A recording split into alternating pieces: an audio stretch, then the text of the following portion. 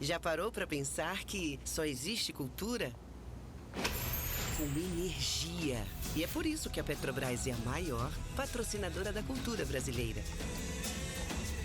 Se depender da gente, essa energia nunca vai faltar. Programa Petrobras Cultural. Mais energia para a cultura. Petrobras, líder na transição energética justa. O Brasil é a nossa energia.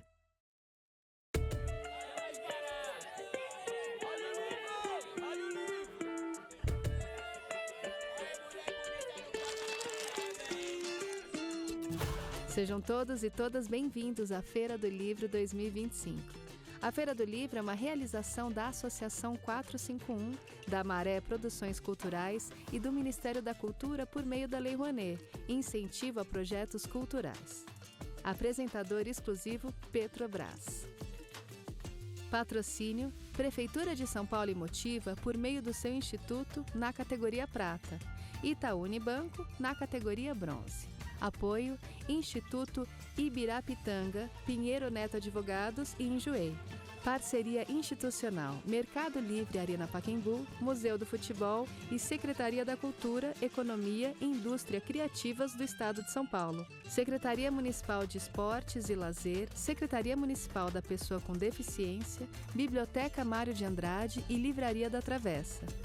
Apoio institucional Embaixada da França no Brasil, Instituto Camões, Instituto Cervantes, Canada Council for the Arts, Acción Cultural Espanhola, Ernesto Tsirunik Advocacia, ETAD, Vagalume, Ecoar, Quiro, Inside by Meliá São Paulo e Genópolis, Bubu Restaurante e Ovo.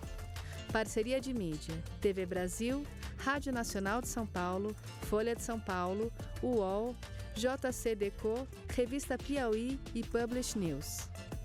Acompanhe a cobertura completa da Feira do Livro 2025 no site da revista 451. Acesse www.451.com.br e também nas nossas redes sociais, @a Feira do Livro. Viva o livro brasileiro!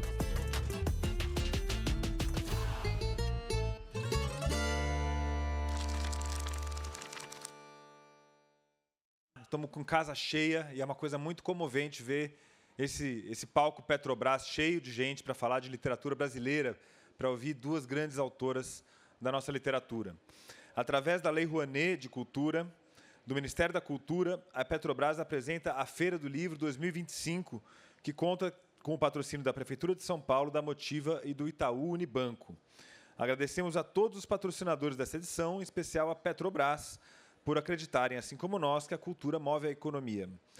E eu estava falando aqui da literatura brasileira, né? A gente está com a praça cheia e hoje a gente vai ter uma tarde aqui literária bem forte. Já tivemos de manhã a Lídia Jorge, o Cuti, o Mário Lúcio falando de poesia, de literatura, e agora nós vamos receber duas estrelas da literatura brasileira contemporânea, duas jovens autoras que estão renovando a nossa prosa. Eu chamo ao palco a Aline Bey, palmas para a Aline Bey.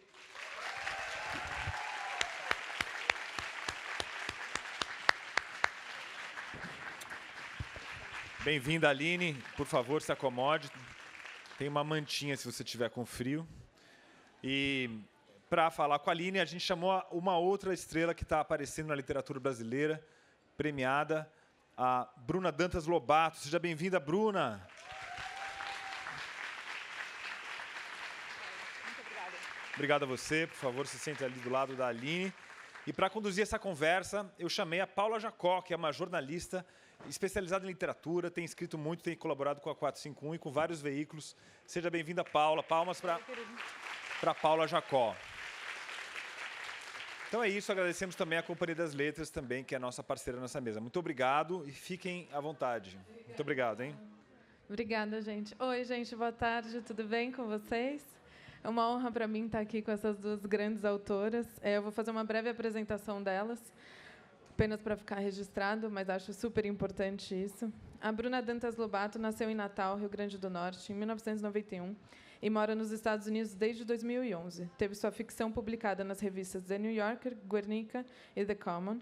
Traduziu para o inglês livros de Caio Fernando Abreu, Jefferson Tenório e Giovanna Madalosso, e recebeu o National Book Award em 2023 pela sua tradução de A Palavra que Resta, do Estênio Gardel. Horas Azuis é seu primeiro romance. Bem-vinda, Bruna. A Aline Bey nasceu em São Paulo em 1987, é formada em Letras pela Pontifícia Universidade Católica de São Paulo e em Artes Cênicas pela Célia Helena Centro de Artes e Educação. É pós-graduada em Escritas Performáticas pela PUC-Rio. É autora dos romances O Peso do Pássaro Morto, Pequena Coreografia do Adeus e Uma Delicada Coleção de Ausências, que é o novo livro dela. Ambos os livros aqui são publicados pela editora Companhia das Letras. Queria pedir uma salva de palmas para as autoras. Antes de eu começar aqui com as perguntas, eu só queria avisar que existe um espaço para a pergunta de vocês, só que elas serão feitas pelo papelzinho, então a equipe está aqui, ó, quem quiser, por favor, se dirija a eles, eles passam o papel e a canetinha para vocês, ok? Vamos lá. O nome dessa mesa é Entre Nós, ressaltando a presença de filhas, mães e avós nas narrativas dos novos livros escritos por vocês duas. Então, eu queria começar essa conversa com um motivo para vocês se interessarem por essa relação fraternal e como que vocês exploraram essa temática. Eu começo? Pode começar, Bruna. Eu sempre li muita literatura feminina no geral, todo tipo de literatura, mas às vezes a feminina meio que fica, né, por baixo do tapete, assim. E eu sentia muita falta de livros que falassem do relacionamento de mãe e filha com amor e com carinho, e não só com ressentimento. E foi mais ou menos daí que me deu muita vontade de escrever sobre como é ser filha. Eu também li muitos livros sobre o que é ser mãe, como é as dificuldades e dores disso, mas quase nada sobre ser filha, que para mim envolve devoção e obrigações, e é um papel complexo.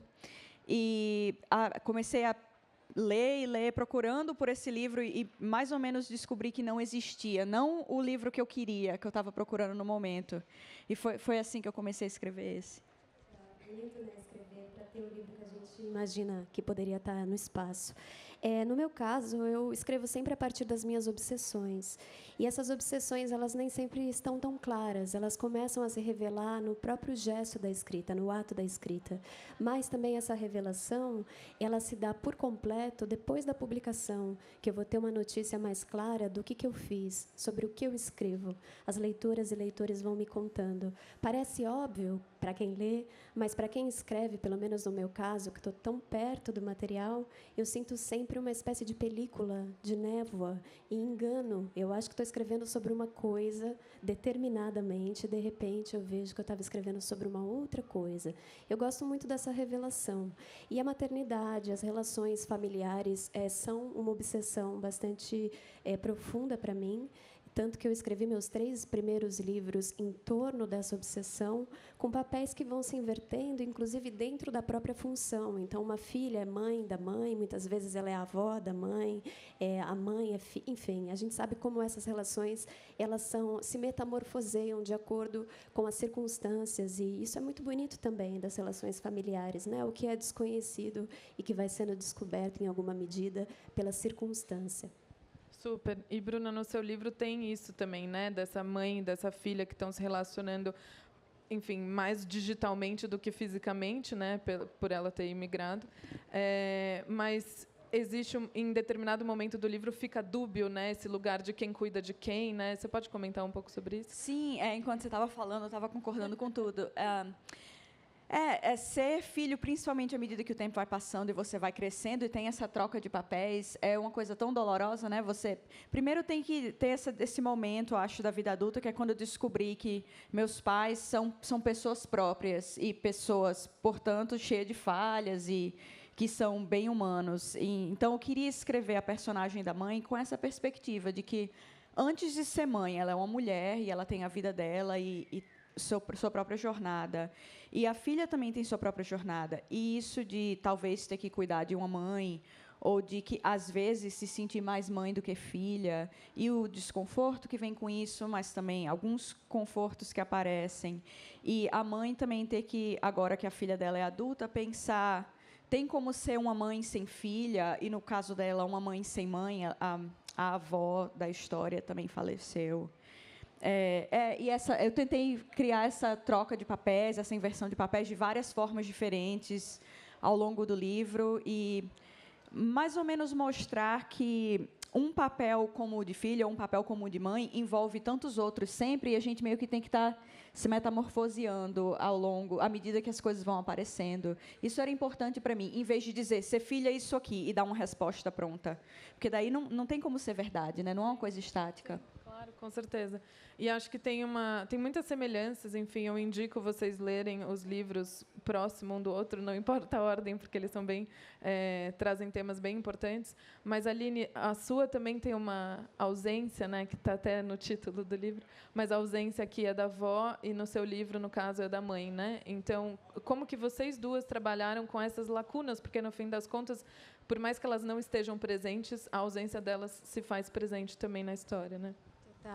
Quando eu comecei a pensar uma delicada coleção de ausências, me veio primeiro 3 mulheres, que são as 3 mulheres presenças no livro. Uma bisavó, de nome Filipa, uma avó, de nome Margarida, e uma neta, de nome Laura. E eu comecei a me perguntar onde estava a mãe. E, quando eu me perguntei isso, veio esse nome, Glória, que, por si só, já é uma metáfora.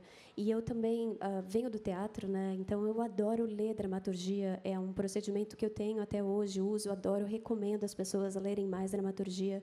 E tem uma peça em especial que eu amo, que é um dos meus autores favoritos, que é Esperando Godot, onde tudo é bordado a partir de uma ausência que se impõe no tempo e espaço, e, inclusive, permeia a ação desses 2 personagens da dramaturgia.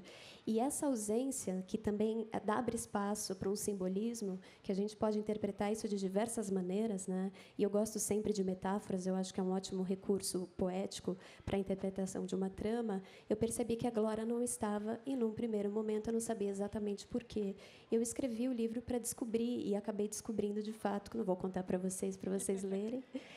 Mas foi muito bonito trabalhar com essa presença fantasmagórica de alguém que é imaginada no texto, que é evocada, especulada, e que não tem um lugar para dizer quem ela é por si só, né? Porque isso também é uma dor imensa. Esse eu que é tramado, imaginado pelas outras pessoas, é um eu que não pode se defender, que não pode dizer de qual território ele vem.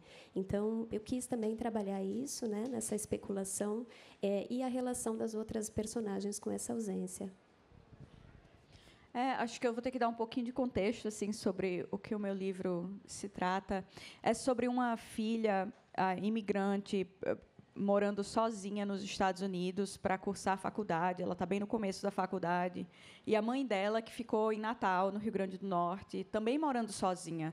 Ela perdeu a mãe faz pouco tempo, agora a filha foi embora. Então, para mim, também era um livro sobre ausências, sobre pessoas dos 2 lados da tela se comunicando pelo Skype. Aí já diz mais ou menos em que período tá também, que Skype agora é uma coisa do passado, mas e as 2 tentando ter uma ausência que é tão marcada na vida delas que meio que se torna uma presença por si só. Sim. E a casa da mãe tem esses artefatos assim de uma outra vida que não é mais a vida delas e tudo mais. Eu estava pensando como que se escreve uma ausência o tempo todo. Como que você escreve uma coisa que não está lá? Existe uma forma de colocar isso? Tem como escrever isso pelo diálogo? Tem como... E também sem apelar assim, uma nostalgia que seria meio que gratuita e não iria servir ao que eu estava tentando fazer. E eu encontrei algumas formas de escrever a ausência... com diálogo, com silêncios, com coisas não ditas. E foi mais ou menos o que você estava dizendo, que às vezes a gente não sabe sobre o que a gente está escrevendo, ou até onde vai, até finalmente ter sido executado e já ter aparecido na minha frente. Mas, quando eu descobri isso, quais eram os símbolos das ausências da vida delas e que coisas marcavam essas ausências, e se existia uma forma de eu escrever uma coisa que não está lá, o livro já estava praticamente pronto. E tem uma coisa que acho que puxa um pouco dos dois livros, que me parece, pelo menos a leitura que eu tive, é que essa ausência torna o livro como se ele fosse um suspense, mas não um suspense policial, né, que a gente tem assim no nosso imaginário, mas um suspense da vida mesmo, né? Quem é essa pessoa? Que doença que ela tem? Sabe assim, são respostas que não são respondidas necessariamente no livro, mas que elas ficam ali em suspenso. Então, como trabalhar com essas perguntas que vocês mesmas não respondem na história? Pensando aqui no livro do Piglia, Formas Breves, que ele fala sobre as teses sobre o conto, e ele diz que todo conto conta duas histórias. E tem, quando eu li esse livro, eu fiquei muito intrigada, porque eu sou alguém que gosta de embaralhar os gêneros, né, ao meu modo sempre. Então, um pouco de poesia, um pouco de dramaturgia, um tanto de oralidade, um tanto da prosa, e eu vou misturando tudo isso no meu caldeirão. E eu pensei, será que é possível, então, um romance também ter uma história subterrânea que vai fervendo embaixo do texto e vai, de vez em quando, porque está fervendo, borbulha para cima e estraga a forma que está posta de forma plana na folha, e a gente vai entrevendo uma coisa que está por baixo sem saber ainda nomear o que é isso. Esse foi basicamente a imagem fundamental da trama desse livro para mim, sabe? Trabalhar com a ausência a partir de uma história que está na sombra da história que está sendo contada, porque A Delicada também é um livro que se passa num presente contínuo, e eu acho que essa questão do presente, até estava falando com a Bruna sobre isso, que ela estava dizendo, bom, estou viajando tanto, estou fazendo tantas coisas que eu não estou nem conseguindo elaborar. Se elabora depois que se vive, quando a gente começa a pensar sobre isso, quando a gente escreve sobre isso. Então, no momento em que se vive, há uma opacidade do que está sendo vivido pelo corpo, né? E eu queria que isso, de certa forma, também estivesse no texto, mas que o leitor não perdesse de vista que o que eu estou contando ainda não foi nomeado, mas será. Então, foi um trabalho super difícil, mas muito interessante e diferente dos outros dois que eu publiquei. Para você, Bruno? Eu penso muito assim no que faz um enredo, e penso também que enredo, a ideia que a gente tem do que é um romance, que tem que acontecer todas essas coisas, e tem que ter um evento, e tem que ter um conflito e um clímax, só privilegia certos tipos de histórias. E nem toda história precisa ser aquela para ser contada. Não precisa ser uma que tem um herói ou que tem uma tragédia. O que acontece se a tragédia é contínua ou se o luto aparece e some e depois aparece de novo, se não é linear? Tipo, existe uma forma de contar essa história, né? Então, para isso, acho que até eu pensei em termos bem similares do que você está descrevendo. Eu pensei mais em tensão e pensei em movimento, mais do que um enredo clássico. E, enquanto as minhas personagens tinham questões para lidar, dava para deixar assim meio que segurando a tensão lá, sem soltar. Eu acho mais assim, de certo modo, justo como representação da vida humana, do dia a dia, dos dramas internos do cotidiano, ver uma narrativa dessa forma do que de uma forma que exige um final, com um desfecho, com explicação, ou um clímax que é extremamente dramático. Acho que ter uma coisa que é abaixo da superfície, para mim, captura muito mais, sabe, do que é existir, principalmente no mundo moderno, em que, no meu caso, eu estou falando de intimidade digital e uma situação em que, às vezes, os relacionamentos online são mais importantes na vida de alguém do que os pessoalmente. Então, isso fez mais sentido para mim. Demais. E acho que tem, a partir dessa resposta de vocês duas, tem uma coisa que também me chama muita atenção, que é justamente o que vocês estavam tangenciando aí na resposta, que é uma repetição do cotidiano, né? Então, são dias que parece que é o mesmo dia e que as coisas vão acontecendo, e que me lembrou muito o cinema da Chantal Akerman, que eu já tinha comentado com a Aline, que é um cinema que está ali falando de um feminino e que, de repente, alguma coisa rompe nesse cotidiano, né? E eu vi isso muito presente no livro de vocês duas.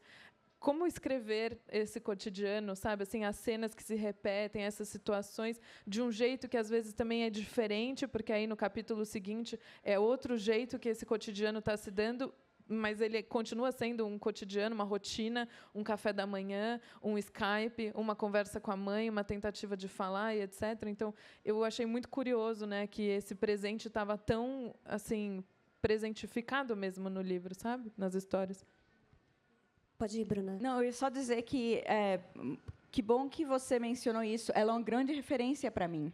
E o que eu admiro muito nos filmes dela, principalmente o News from Home e No Home Movie, um deles é só cenas de Nova York nos anos 70 e uma voz de uma filha lendo as cartas que ela recebia da mãe da Bélgica. Mas o que eu achava interessante, eu pensei, por que eu não paro de assistir esse filme em que absolutamente nada acontece? Eu assisti várias vezes. E, para mim, a tensão era criada pelo cumulativo. Se essa coisa acontece, e acontece de novo, e acontece de novo, isso vai acabar como? Vai dar em quê? Isso, para mim, foi muito interessante, ver narrativa dessa forma. A Chantal foi uma cineasta importantíssima para o meu trabalho. Eu já conversei com a Paulinha sobre isso. E uma outra cineasta importante foi a Agnes Varda, que também cuida de sutilezas e desse anticlímax, né? Que a partir de um lugar, de um olhar, assim, de uma observação do cotidiano, ela encontra singularidades, mas sem pressa nenhuma de encontrar e nenhum gesto que possa encobrir a coisa em si por ter encontrado. Porque não é porque se encontrou algo especial que você vai se fazer uma festa em torno disso, né? Ela continua caminhando. Então, acho isso muito bonito nessas duas cineastas. E o cinema foi muito importante para compor esse livro, porque, como eu escrevo agora nesse trabalho em terceira pessoa, eu fiquei me perguntando quem era o narrador e fiquei com a impressão de que o narrador era a pele mais fina que eu já habitei como escritora. Se eu bobeasse, eu caía dentro do texto, então eu queria sempre me resguardar. E eu encontrei no cinema uma região, porque, de certa forma, eu estou filmando essas mulheres, né? Eu fiquei com essa sensação mesmo, né, tátil, de estar ali sem ser vista. E me lembro muito da Agnes Varda falando dos daguerreótipos, né, esse documentário maravilhoso dela, que ela colocava a câmera lá, ela acabou filmando, vou contar rapidamente, só para quem não viu o documentário, ela pegou uma rua de comerciantes da onde ela morava e ela filmou essas pessoas que ela convivia todos os dias e ela colocava a câmera no lugar, então um açougue, uma farmácia, uma loja de um pouco de tudo. E ela disse que em algum momento as pessoas se esqueciam que a câmera estava lá. Então eu fiquei com essa impressão, assim, eu fiquei esperando as minhas personagens esquecerem de mim para que elas acontecessem nesse cotidiano. E tem uma fala na pequena coreografia do Adeus que diz: é nas repetições que se instalam os afetos cotidianos. Então eu acho que isso também foi um norte para escrever isso, porque no meu livro há um trabalho de cuidado enorme, especialmente da avó, da Margarida, tanto com a própria mãe quanto com a neta e com a filha também, que a gente entrevê esse cuidado que ela tem com a filha.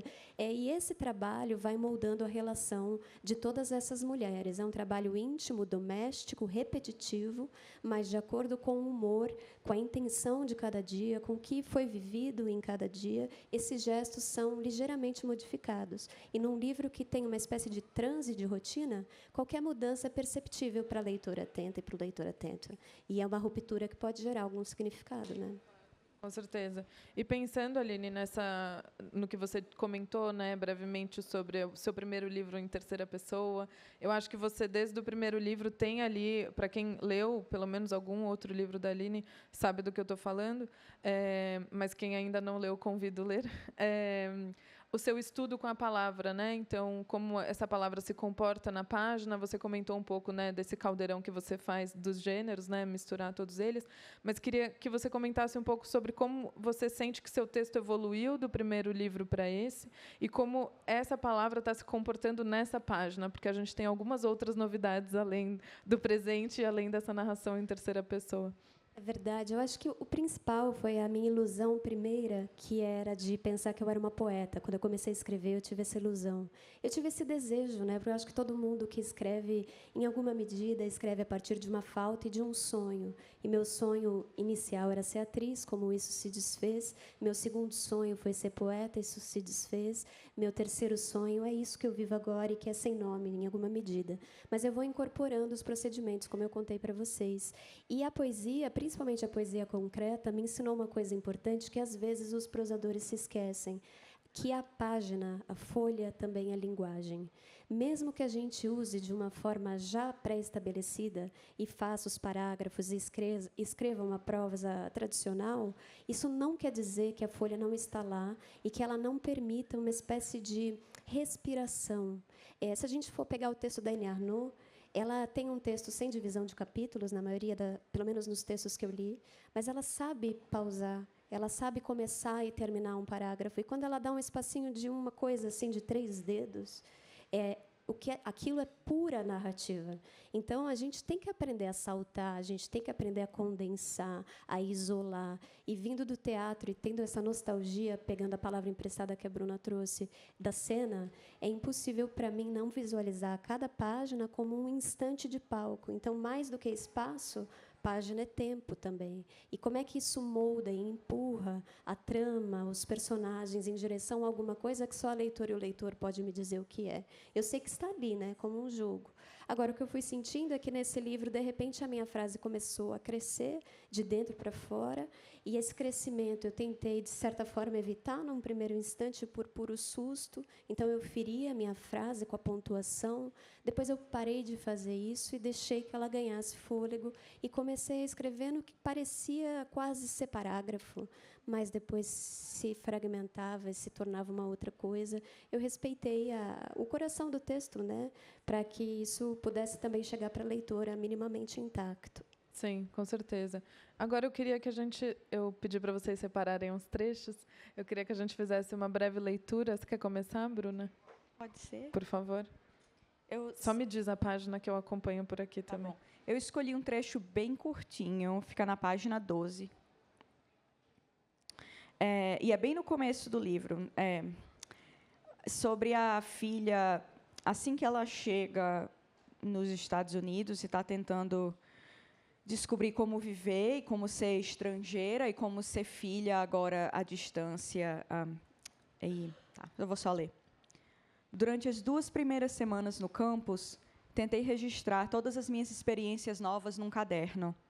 Pratos que comi pela primeira vez, coisas que nunca tinha visto, expressões que não conhecia, palavras que ainda não conseguia pronunciar. Hegemony, facetious, Worcestershire. Um celeiro vermelho transformado em prédio acadêmico.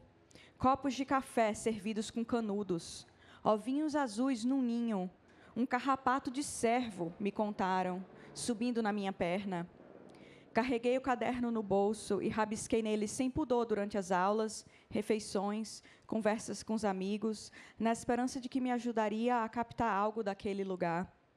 Eu teria uma imagem mais completa do que a conseguia com a câmera. Isso serviria para eu me lembrar daqui mais tarde e também para compartilhar com a minha mãe. Quando finalmente li o caderninho, só continha coisas como: chipmunks não são uma invenção de desenho animado. Não são nem esquilo, nem serelepe, nem caxinguelê. Por que não tem uma palavra em português? Ao lado de uma página inteira que listava árvores coníferas, espruces, cedros, ciprestes, dezenas de tipos de pinheiros. Enfiei o caderno numa gaveta da escrivaninha e nunca mais escrevi nada, decepcionada com o fato de aquilo me parecer insuficiente e, ao mesmo tempo, exaustivo demais.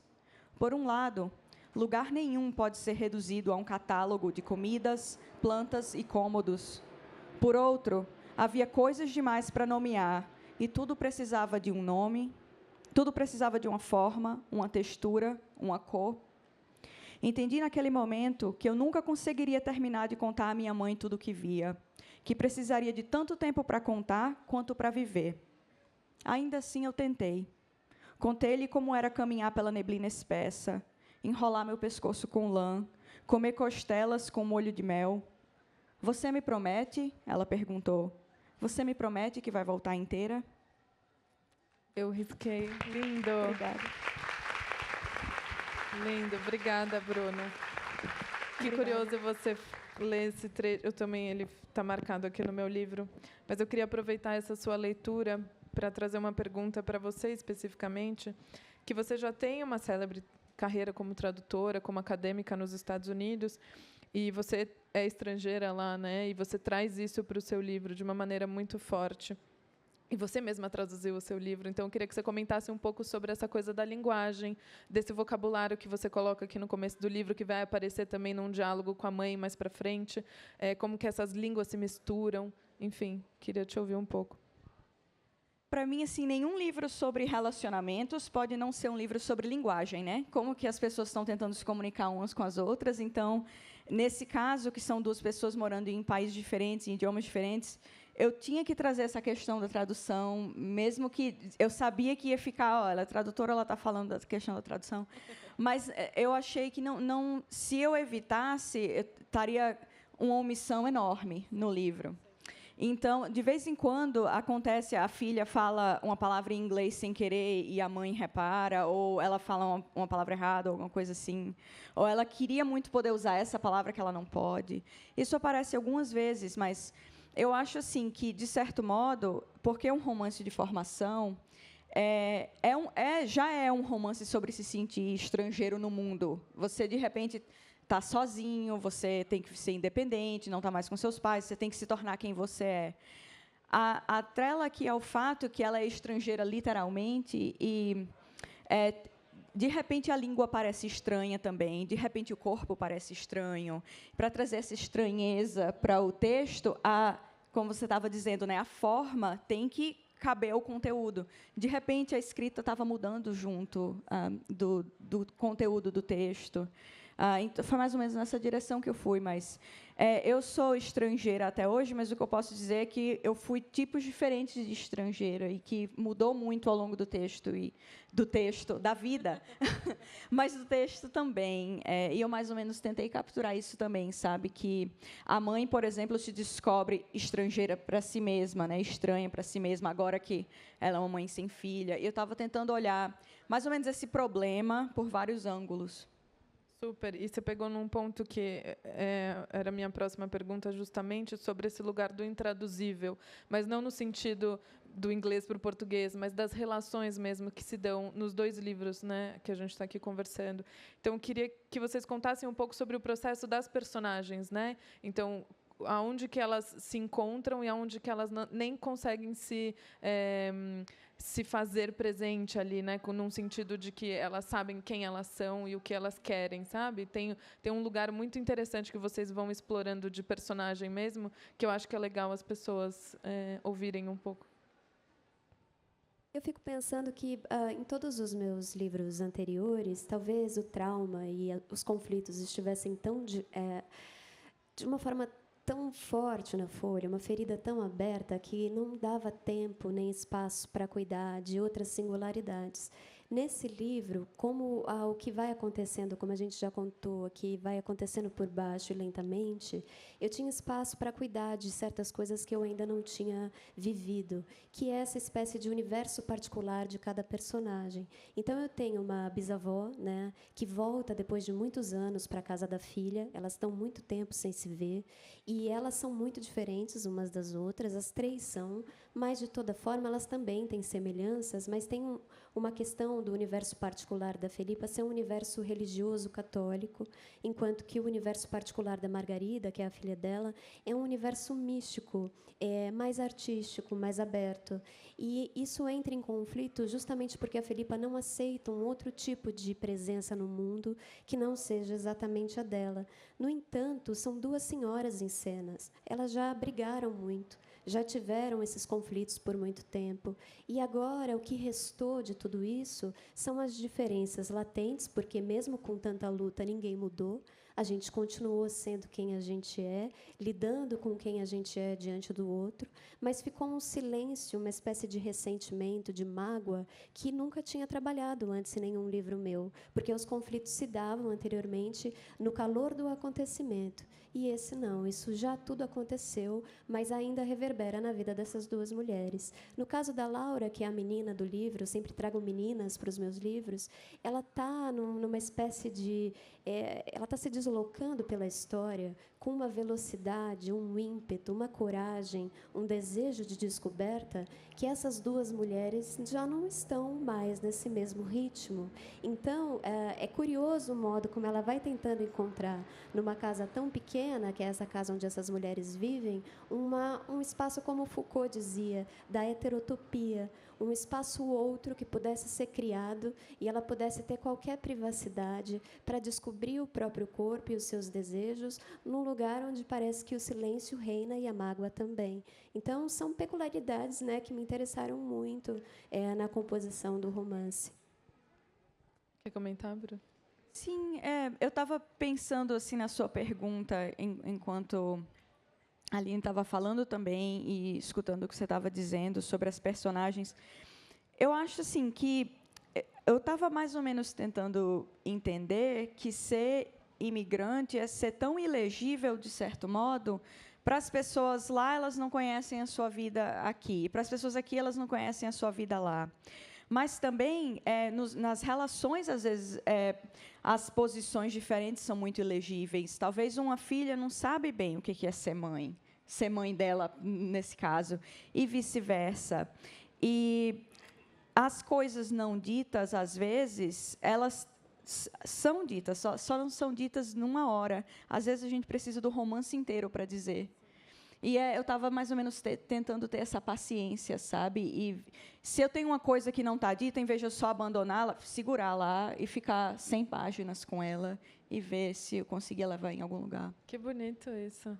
Adorei saber. E, Bruna, não consigo ler seu livro sem pensar em tudo que está acontecendo nos Estados Unidos. E você, como imigrante lá, trabalha professora, enfim, acadêmica, etc. O que talvez você espere, não necessariamente espera que seu livro reverbere nas pessoas, mas esse diálogo eu acho super importante, né? A importância das pessoas. Você tem outras personagens, né? As amigas da sua protagonista, elas também são estrangeiras, então tem uma marcação do estrangeirismo ali no seu livro muito forte e à luz de tudo que está acontecendo nos Estados Unidos hoje, né? Como que você entendeu o seu livro também nesse espaço um pouco mais político e social?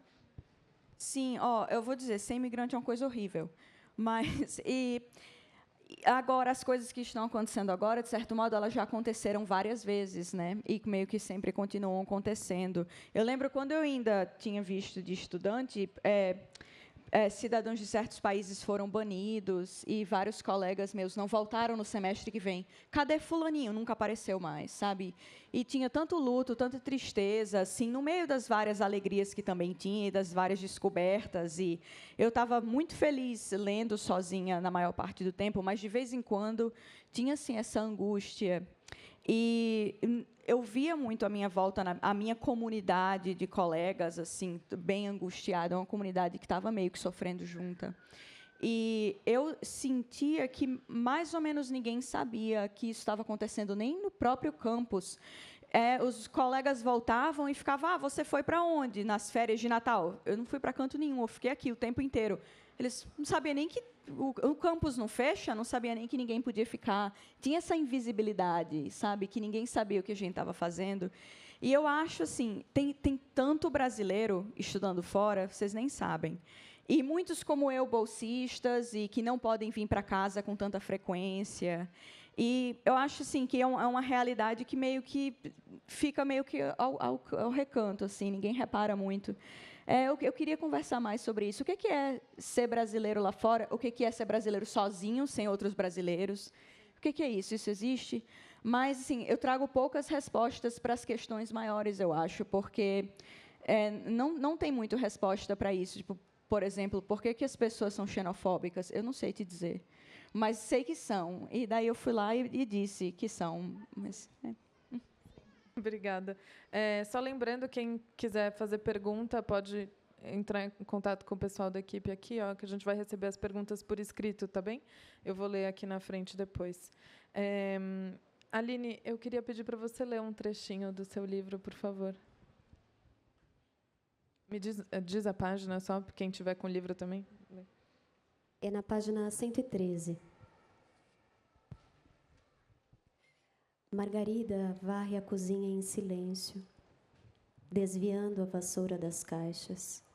O que para Laura, a esta hora da manhã, é um gesto novo.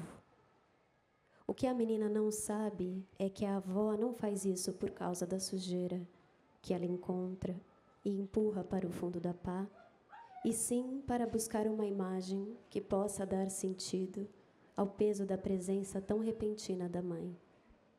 Agora que Filipe está ali, de certa forma, Margarida se arrepende de ter ficado tanto tempo sem vê-la. Poderia ter ido visitá-la 1 ou 2 vezes por mês, e então agora teriam se visto sem se assustarem demais com as mudanças que notassem uma na outra. Mas foi Filipa quem partiu quando Margarida mais precisava dela. E mesmo que tivessem se visto, de que adiantaria? teriam ficado tão quietas quanto estão agora. Antes de comer, Filipa faz uma pequena oração. Tira os óculos e, desde que Margarida se lembra, a mãe faz isso de primeiro agradecer a Deus pela comida, depois tirar os óculos e comer com olhos nus. Laura, que está sentada ao lado da Bisa, olha para as lentes sobre a mesa. São 2 mini pratos cor de âmbar, perfeitos para alimentar menininhas siamesas. Os olhos de Filipa, afundados em camadas de pele, já viram coisas demais. Parecem mansos, mas na verdade são olhos de desassossego. Se para Margarida é perturbador ver a mãe depois de tanto tempo, para Filipa ver a filha parece desimportante, quase impessoal. Se sentia apartada por uma neblina, e ali era apenas outro lugar qualquer. O único onde ela se fixa é na angústia de ter perdido a casa paroquial onde morou.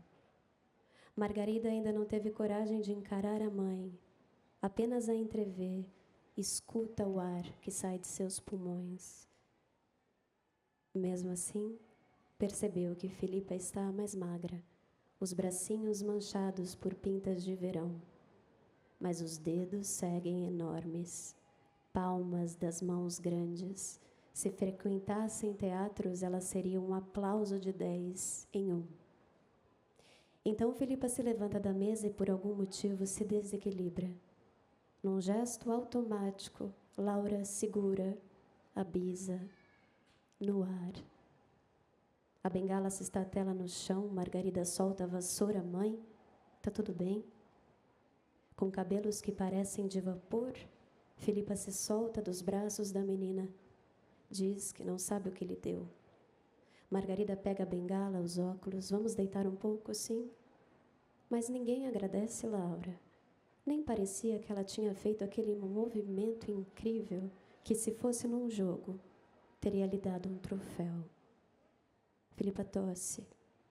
Antes de ir para o quarto, olha através da bisneta, de modo tão convincente que Laura corre para se olhar no espelho e conferir se ainda está lá.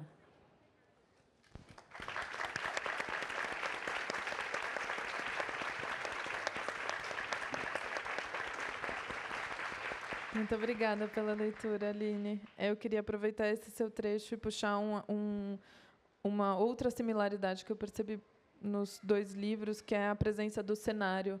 O tempo todo você tem uma casa, um quarto, um computador, uma textura de parede. Enfim, isso está muito presente na história de vocês duas, né? Por que era tão importante para vocês que o cenário também fosse um personagem dessas histórias? Eu pensei muito assim, no meu caso, nessa história de que o conteúdo e a forma têm que ir junto. Eu fiquei pensando se esse é um livro sobre estar numa casa nova, ou sentir falta de casa. O que é essa casa? O que exatamente que essa pessoa está sentindo falta? Eu acabei lendo muito sobre arquitetura até, e eu acho assim que tem alguma coisa da fisicalidade, de estar num corpo, que para mim era muito interessante, sabe? Talvez eu leia até e traduza muito dessa forma, de que eu estou sentindo no meu corpo como que está acontecendo. E para mim tinha uma estranheza tão nova de estar num ambiente em que eu não reconhecia o chão, eu não reconhecia o teto, eu não reconhecia as paredes. Tudo era feito de um material que para mim não era comum. E mais ou menos só sentar lá naquele espaço e deixar o espaço influenciar o resto da trajetória, o resto do texto nesse sentido. Então, eu fui lá e mostrei mais de uma casa, mais de um ambiente, sempre tentando deixar o personagem muito presente, fisicamente presente. E eu acho também que tem uma forma de controlar. A gente sabe que ficção é praticamente só a gente lidando com o tempo. Quanto tempo passa, pouco, se é muito, se às vezes é anos num parágrafo, às vezes é um momento que dura várias páginas. E a fisicalidade me ajudou muito com isso também. Toda a vida que eu precisava de um tempo entre as duas personagens, eu posso... A questão cinemática. desfocar, ou tirar o zoom, ou voltar, mas, de repente, elas sempre estão numa sala, elas estão presentes. E essa forma de colocar as personagens sempre num cenário, talvez um pouco até do teatro, da dramaturgia, o Skype, a gente sabe agora que todo mundo vive no Zoom, a gente sabe que tem uma moldura, então é um palco, dá para você sair do palco, dá para você entrar no palco, a gente controla o que a gente mostra na tela. Usar tudo isso que meio que estava já no material, já no conteúdo, me ajudou muito a entregar o conteúdo de forma mais completa. Só um comentário sobre o teu trabalho, Bruna, que eu amei o livro. Gente, leiam Horas Azuis, é um livro belíssimo. Eu achei tão bonito o modo como você lida com a limitação, com amplidão, imensidão, porque a partir desse quadrado onde elas se comunicam, a gente consegue ver tanta coisa, ver o mundo inteiro. Então, isso quer dizer que você realmente abarcou, né, esse espaço pequeno e trouxe uma dimensão assim inimaginável para a relação das duas. Isso é muito bonito. Assim, no sentido de paisagem, eu acho que esse meu trabalho é o trabalho que eu mais lidei com o espaço. Eu tenho cuidado muito do espaço interno das personagens, das paisagens interiores, das emoções, dos traumas. E eu sempre fui uma pessoa que ficou muito em casa, uma vida muito regrada. Quando eu fazia teatro, eu era da escola para o teatro, do teatro para a escola, uma coisa assim, com pouco deslocamento para além do previsto. E quando eu comecei a publicar, o que começou a me acontecer foi que eu viajei. Comecei a viajar, de fato, a conhecer cidades do Brasil, conhecer lugares fora do Brasil, comecei a me locomover com muita... isso começou a fazer parte da minha rotina. E eu comecei a reparar mais nos espaços, ter mais repertório de lugar. E isso, de certa forma, depois de muitos anos, porque eu publico já há quase 8 anos, eu acho que isso começou naturalmente a vazar para a minha escrita. E acho que fez muito bem a ela, porque traz para a cena uma visualidade também que me interessa, né? Eu acho que os objetos, os lugares onde as nossas personagens estão, é uma espécie de simbiose com o que a gente está contando. E, às vezes, olhar para fora traz uma dimensão do dentro que, se a gente ficar insistentemente marcando o corpo, a gente não tem. Então, eu adorei trabalhar nessa pequena casa com grades, num espaço, numa cidade fictícia que chama Belva, que, enfim, para quem for pesquisar, vai entender todo um contexto. A questão da feira de antiguidades, que é um espaço onde a Margarida trabalha lendo mãos. Eu sempre frequentei feiras e depois comecei a frequentar pelo mundo, né, na Argentina, no Uruguai, e elas todas têm um lugar de semelhança. Então, eu fiquei muito feliz de poder trabalhar o espaço, me deu muito prazer. Mas isso que você comentou do livro da Bruna é muito especial mesmo, porque a tela acaba mostrando até as mudanças de temperatura, a neve, a natureza, também se faz muito presente, mesmo que a gente esteja falando de uma situação ali 2D, né, digamos assim. Mas tem um ponto que eu acho muito importante da gente comentar aqui, eu estou muito curiosa para ouvir vocês, é como essa coisa da geração, né? Então, as duas personagens, acho que a Laura...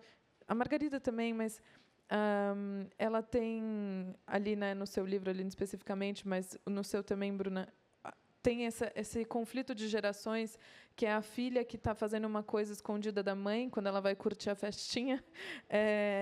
E, no caso, a Laura, quando ela está fazendo algumas experimentações com a amiga dela, que ela não conta para ninguém, vira um segredo. E aí você começa a ver essas personagens como pessoas, como indivíduos para além dessa relação mãe-filha, né? Ou para além dessa relação avó e neta. Enfim, e você tem uma subjetividade muito forte sendo construída ali delas com elas mesmas, né? Então, eu queria muito ouvir vocês a respeito desse lugar do que uma geração faz uma coisa que a geração anterior não fez, tem acesso a uma coisa que a geração anterior não teve, né? E como que essas histórias vão sendo contadas de uma perspectiva nova. Eu acho isso tão interessante, Paulinha, me guiou muito no meu processo, porque a Laura, ela tem uma questão quase de uma atriz. Ela sente isso por ela mesma, não porque alguém disse que ela precisava fazer, mas é uma intuição que ela tem, que, para ser amada pela avó, uma menina que foi abandonada pela mãe, tem uma carência crônica, né?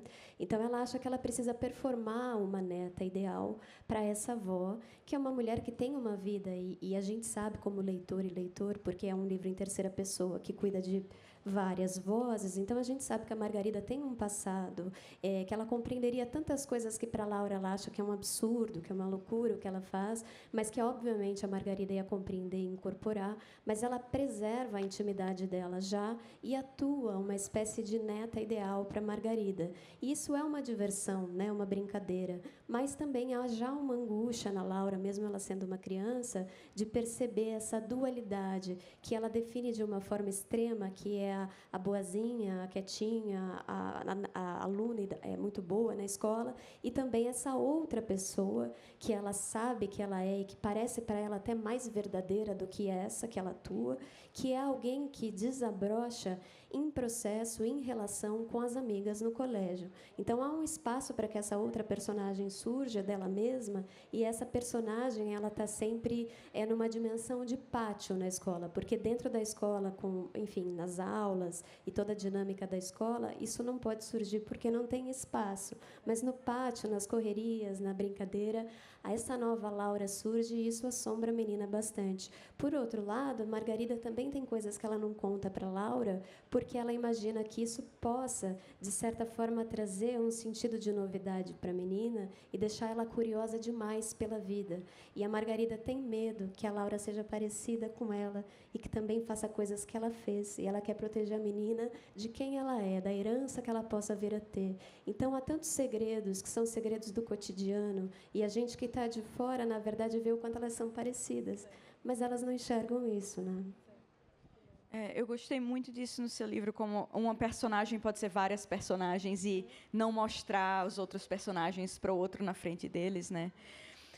No meu caso, eu estava tentando usar isso para dramatizar, assim, para criar atenção também, porque eu fiquei pensando, por exemplo, isso de ter acesso, a filha ter mais acesso à educação, à faculdade, do que a mãe, é uma coisa que ia separá-las. E essa distância é o que elas estão tentando lutar contra e para se aproximar sempre. E essa distância se torna uma coisa muito importante no livro, que elas tem toda essa manutenção, puxa e encolhe, e eu tento carregar isso ao longo da história toda. Mas tem outras diferenças também que elas, às vezes, reparam. Tipo, eu não vou dizer isso para minha mãe, mais ou menos parecido com o que você está descrevendo. Eu não vou dizer isso para minha mãe para protegê-la, ou não vou dizer isso para ela, ela não precisa saber dessa parte que não é tão bonita da minha vida. E eu acho só que isso tem a ver com, né, ter vários papéis, é coisa que todos nós fazemos, e nós somos várias pessoas em ambientes e situações diferentes, mas tem uma perda, eu acho, com isso, que eu, pelo menos, senti que a personagem também estava sentindo, que a mãe dela nunca vai poder vê-la por completo, a mãe dela nunca vai saber o que ela estuda da mesma forma que ela sabe, nunca vai saber o que ela está fazendo entre quatro paredes, e tem uma coisa, acho que dá para... É uma perda que você vai ficar acompanhando o tempo todo, um luto que é contínuo, não vai ter fim para ele. Bonito isso, Bruna. E eu queria puxar uma pergunta para você sobre a estrutura do seu livro, que, assim como eu perguntei para a Aline, né, a estrutura do texto, eu queria te ouvir também, porque o seu livro ele tem narrações diferentes, né, e como que isso também corta ali, em determinado momento, a leitura, transporta o leitor para um outro lugar, né? Você sai de uma narração em primeira pessoa, vai para uma narração em terceira. Então, é muito curioso que isso aconteça, né? Por que você decidiu fazer dessa maneira? Como que o texto se apresentou dessa forma para você? Eu acho que eu vou ter que dar uma explicadinha, né? Por grande parte do livro, você pensa que você está lendo só um livro sobre uma filha, e daí depois vão surgindo outras formas de olhar. Eu acho que na verdade, eu pensava isso também quando eu estava escrevendo, que eu escrever sempre de uma perspectiva só, mas é muito bom para mim, como leitora, quando um livro se revela para mim. Eu penso que é sobre uma coisa, e é sobre essa coisa, mas é sobre essa outra coisa aqui também. E eu queria essa surpresa, eu queria que tivesse a corrente que está por baixo da superfície viesse à tona uma hora. E eu queria usar as ferramentas da ficção da melhor forma que eu podia e tudo mais. A melhor coisa para mim de escrever na terceira pessoa e mostrar essas personagens dessa outra forma é que eu podia mostrá-las de formas que elas não conseguem se enxergar. E eu podia, às vezes, até, quem sabe, julgar ou mostrar coisas que são feias sobre elas, que elas jamais, talvez, elas não diriam uma coisa que não é muito generosa sobre a própria mãe, mas aí na terceira pessoa poderia. E mostrar por esse outro lado, dá meio que você virar a curva e ver a história, toda a história. É tipo assim, ver um tapete ou se alguém que faz bordado, ver o oposto e ver os lados, o ponto, como que estão todos os pontinhos feitos.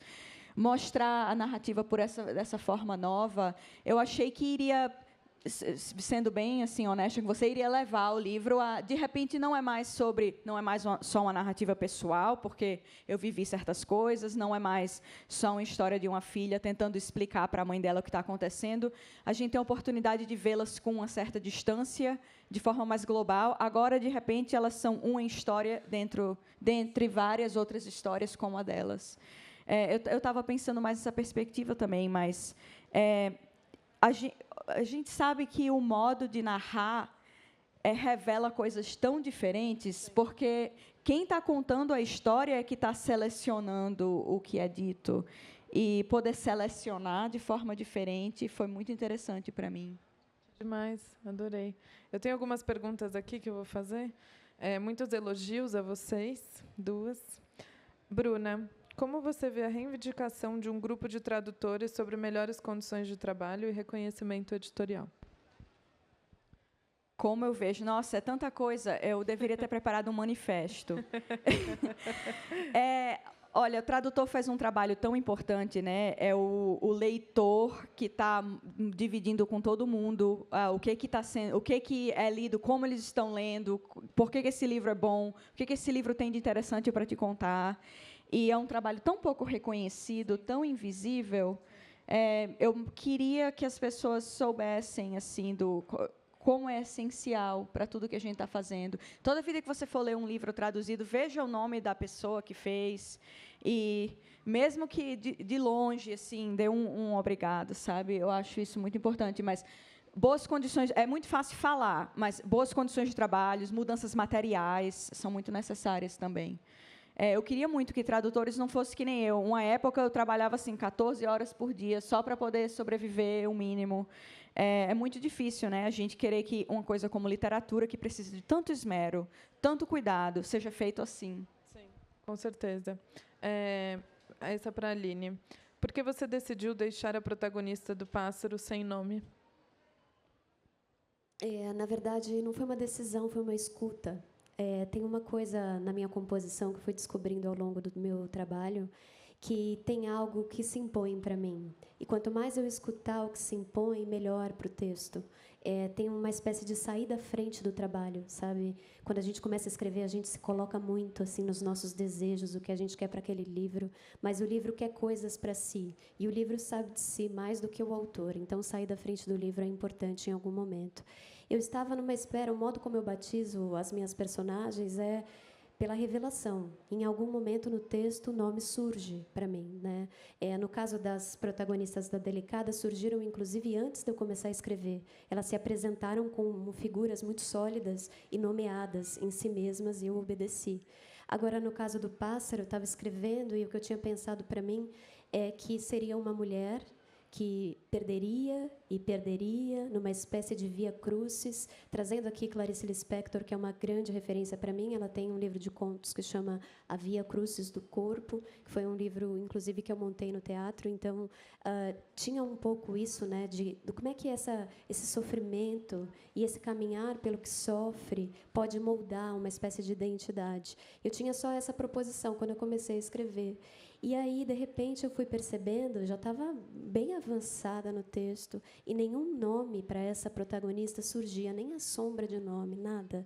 E eu percebi que era mais forte não nomeá-la, porque, dessa forma, a solidão dessa personagem se tornava ainda mais materializada no texto, né? Ninguém chamou essa mulher em nenhum momento para que ela se virasse e atendesse ao seu próprio nome.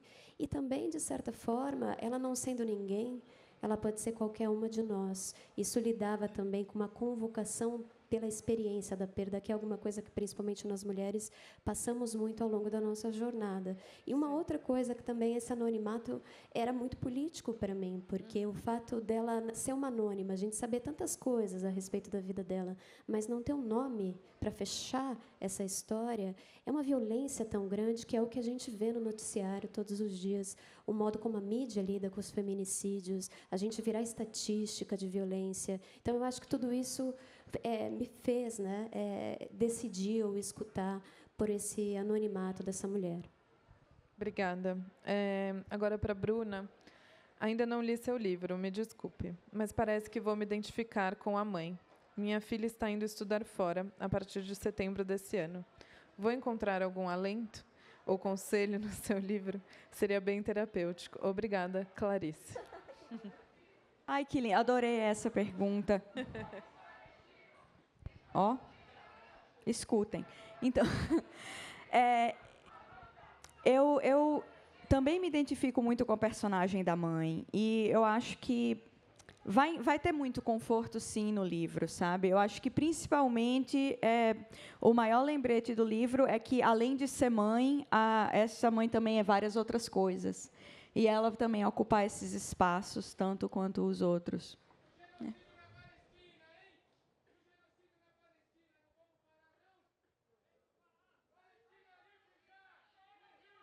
Agora eu tenho uma pergunta para a Aline Bey aqui. Você acredita que, ao escrever sobre a observação dos outros, conseguimos nos distanciar totalmente da nossa história? Você acredita que, ao escrever sobre a observação dos outros, conseguimos nos distanciar totalmente da nossa história? Eu acho que não, porque eu trago aqui uma fala de um poeta que eu amo muito, Ocean Vuong. Ele diz que toda descrição é autobiográfica. Eu acho isso tão bonito. Quando a gente escolhe narrar uma história e não outra, o modo como a gente compõe essa história ou dá passagem para ela, o modo como o entorno se revela, tudo isso é muito da nossa vida, da nossa biografia, da nossa subjetividade, do modo como a nossa inteligência capta certas nuances e não outras. Então, a gente escreve com o limite de ser quem a gente é. Eu tenho uma travessia na literatura até aqui que tem cuidado de um lugar da ficção, que é descolado da minha biografia, mas ainda assim eu não me salvo de coisa alguma, eu me sinto absolutamente revelada no meu texto, e quando eu estou diante da minha leitora, eu acho até uma troca injusta, porque o que elas têm de mim, eu não tenho delas, e eu sempre olho um pouco para baixo, porque é um lugar de revelação. Então, eu acho que escrever, fazer arte, sempre parte dessa coragem. Demais, obrigada. Essa é uma pergunta que acho que serve para vocês duas, né? Boa tarde, meu nome é Ulisses, tenho 16 anos e estou em processo de escrita criativa de um livro de poesia. Esta conversa me gerou uma dúvida. No meio de uma geração inserida numa situação multidigital e sucumbida por telas, e a promessa, como as relações entre mãe e filha, ou mesmo os relacionamentos familiares, podem reverberar em espaços melhores de convivência e saúde mental? Essa é complexa. É complexa, é uma pergunta para a gente pensar como um todo, né? Todo mundo deve pensar sobre ela. Eu acho que a gente não tem uma resposta única e nem possível. É uma coisa que a gente vai elaborar pela convivência. Mas eu acho que tem uma palavra importante para a gente usar em espaços de intimidade, que é a negociação. Tem certas coisas que a gente vai precisar abrir mão quando a gente está diante do outro e outras que a gente não abre mão. E é a partir desse jogo muito sutil e que é feito muitas vezes pelos gestos, pelo silêncio, pela compreensão mútua, né, do espaço e do outro, que a gente vai negociando lugares de afeto, lugares de silêncio e diálogo. Então, é uma coisa que se faz coletivamente que é super desafiadora mesmo. Todas essas perguntas estão sendo muito difíceis, que estão vindo nesse papel. Eu acho assim, que, mais ou menos, o trabalho dos escritores é documentar todas as mudanças. Né? Eu me sinto praticamente observadora profissional. Eu estou sempre observando o que está acontecendo. E, se eu sinto que os relacionamentos à minha volta estão mudando, ou que os meus relacionamentos estão mudando, de repente, isso tem que estar no papel também. É mais ou menos como eu vejo o meu trabalho. Então, às vezes, eu tenho que me lembrar, em vez de ficar lutando contra isso, tipo, não é para mudar, quero que seja do jeito que estava antes, eu tenho que ir com a mudança e deixar me afetar mesmo. Obrigada. Essa é para a Aline. Como o movimento tão do seu corpo ao texto mais se revela na delicada? Como o movimento do seu corpo se revela no delicada? É uma pergunta linda também, que norteia muito o meu trabalho. Eu me lembro aqui da Andrea Del Fuego, essa escritora maravilhosa nossa, contemporânea. A gente estava numa conversa sobre como fica o nosso corpo quando escreve, no sentido do posicionamento diante do computador. Eu escrevo muito em caderno. Há um momento que eu vou para o computador, claro, mas é um momento, talvez, 2 anos depois de eu iniciar o processo. Eu começo com anotações, com escritas que vêm do lugar do erro, da insignificância, do lápis na folha, atravessado pelo cotidiano, e aí daquilo, de repente, começa a se materializar em algum momento no computador.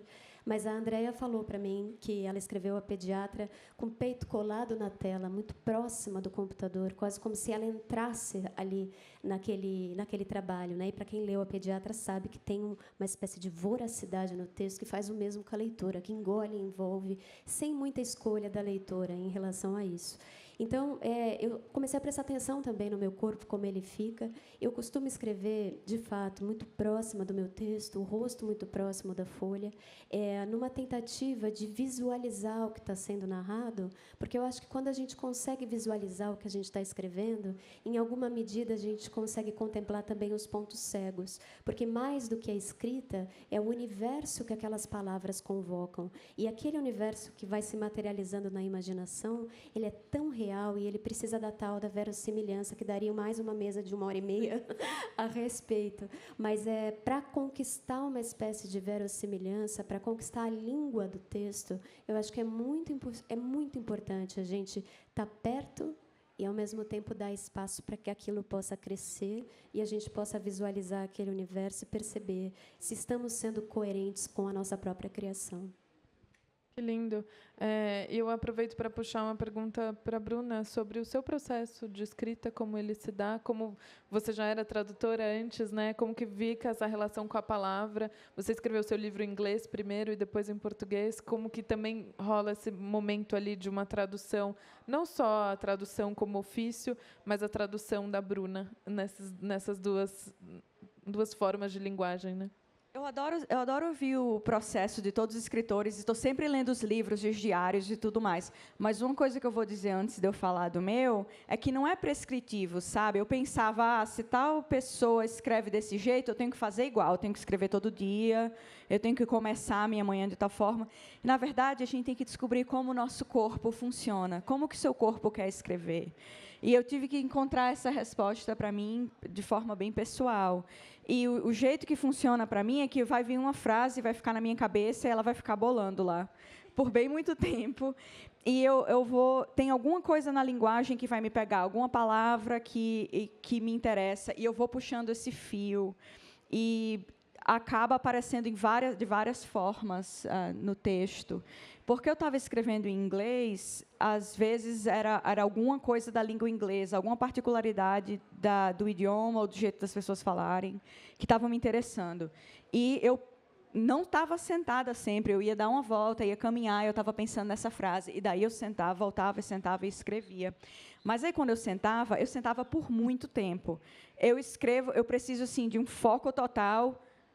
Fico ali o dia todo, não como, não bebo água, estou só olhando. E eu usava, para eu mais ou menos saber quanto tempo estava passando, mas eu não ficar olhando para o relógio e nem ficar na internet, eu usava umas velas. Eu ainda uso, não sei porque eu estou falando no passado, mas para esse livro eu tinha uma vela que era tipo assim, de 6 horas. Então, quando ela terminava de queimar, eu sabia que eu tinha acabado a sessão e daí eu podia ir embora. Mas era uma forma de trazer uma certa intimidade para a minha escrivaninha. O fato que tinha ali uma vela, um silêncio, era muito diferente dos meus outros trabalhos, em que eu estava na frente do computador respondendo e-mail.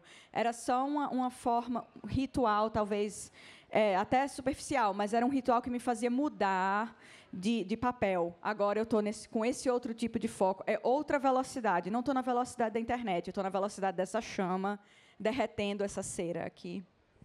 Uau, que lindo! E fala muito sobre, né, muito o tempo presente, né, na sua história também.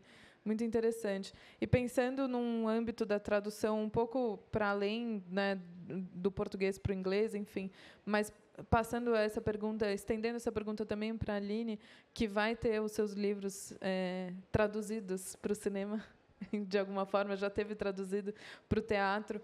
Como que vocês enxergam essa relação também desse corpo da palavra que se transforma à medida que depende da plataforma onde ela está, né? Então, os seus textos foram publicados em veículos importantes, né, Bruno, nos Estados Unidos.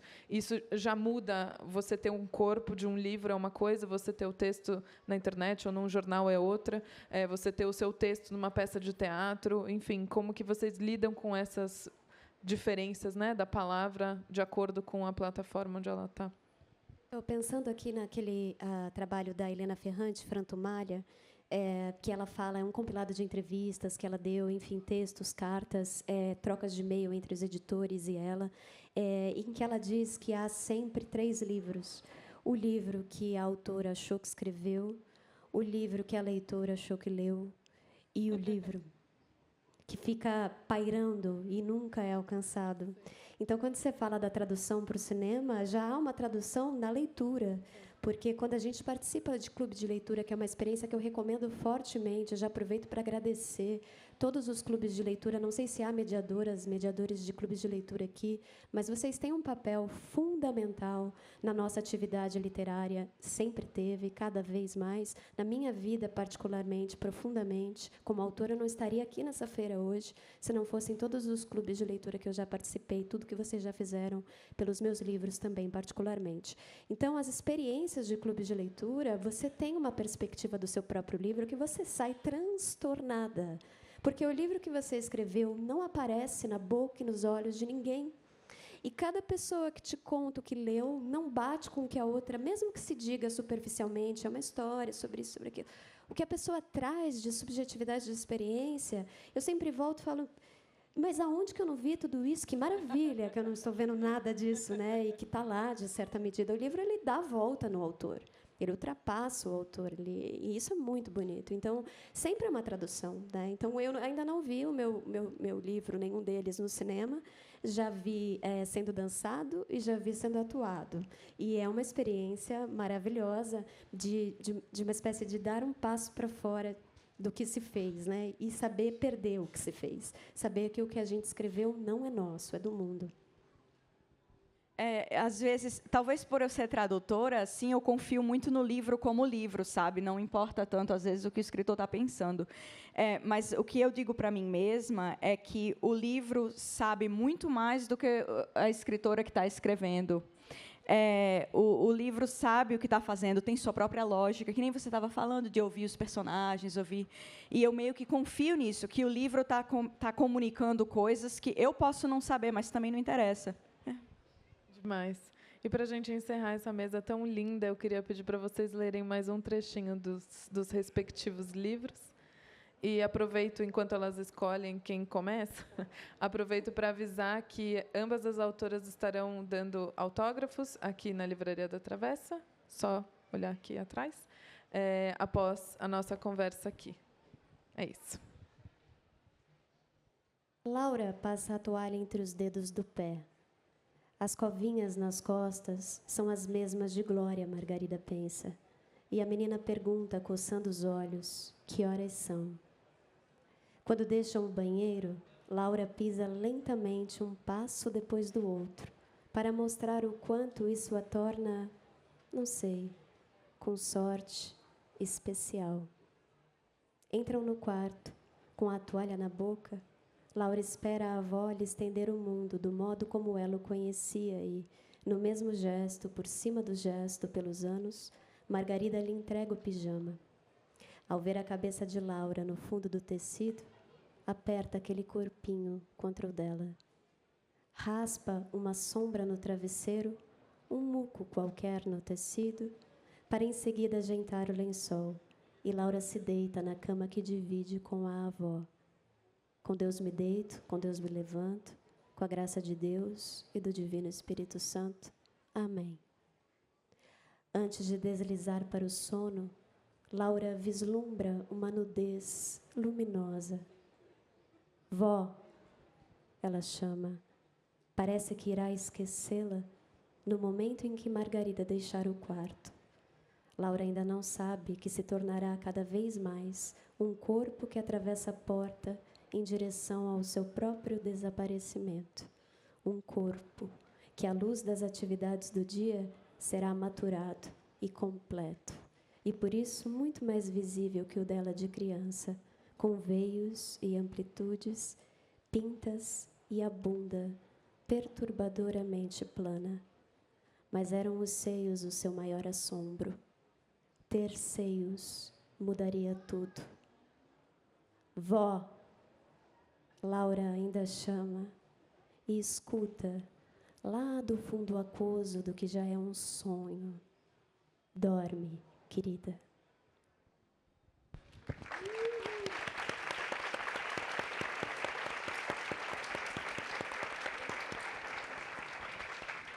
Você, Bruna. Ai, agora eu vou ter que seguir essa. Então, tá.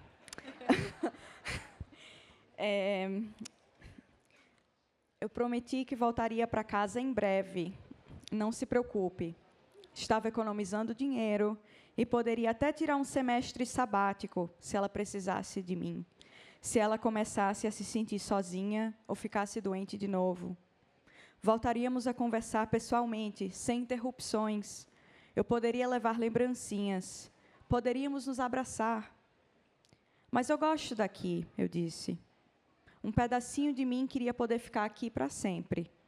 Tenho aprendido todo tipo de coisas. Como os astronautas não conseguem chorar no espaço, como uma cobra de 2 cabeças briga consigo mesma por comida, como cidades fantasmas em toda a América tiveram a madeira de suas construções reaproveitada, como personagens em romances se apaixonam e abandonam seus amores, e se apaixonam e abandonam tudo de novo. Estou me tornando uma pessoa melhor. Não é tudo em vão, eu juro. Quando eu terminei de falar, vi que a ligação havia congelado de novo. Eu não tinha certeza do quanto do meu discurso efusivo ela tinha ouvido. Desliguei e liguei para ela de novo, e aguardei pacientemente a resposta. Quando ela atendeu, sua câmera parecia não estar mais funcionando. Em vez do rosto da minha mãe, tudo o que eu vi era uma auréola branca reluzindo contra o fundo preto, o símbolo de que algo ainda estava carregando. Você nunca me disse quando vai voltar para casa, ela disse. Logo, eu espero. Falei mais perto do microfone. Estou economizando dinheiro. O que você disse? Ela perguntou. Sua voz está tão longe. Parece que você está falando de dentro de uma lata. Logo. Que lindo.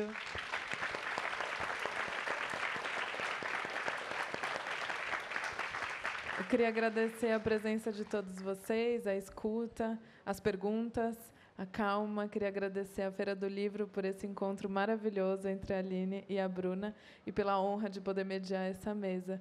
Obrigada, gente. Autógrafos ali na Livraria da Travessa. Obrigada, Paula. Obrigada a você.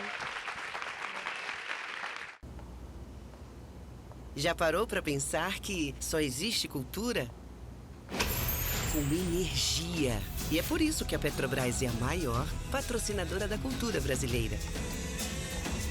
Se depender da gente, essa energia nunca vai faltar.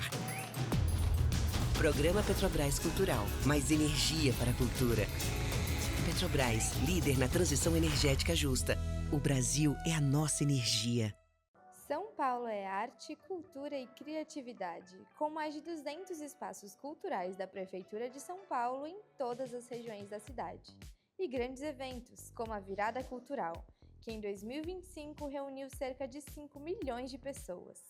Neste ano, a Secretaria de Cultura e Economia Criativa já promoveu mais de 5 mil atrações gratuitas e 319 milhões de reais foram anunciados em editais de fomento. Isso é São Paulo, cidade de todas as artes. O brasileiro não sabe ser pequeno. É da nossa natureza mover a vida como gigantes. Por isso, a CCR, maior empresa de infraestrutura e mobilidade do Brasil, está movendo a sua marca para um novo momento. A CCR agora é Motiva. Mais do que estradas, trilhos e aeroportos movendo o Brasil. Uma marca que já nasce gigante, como você. Motiva. Você nos move.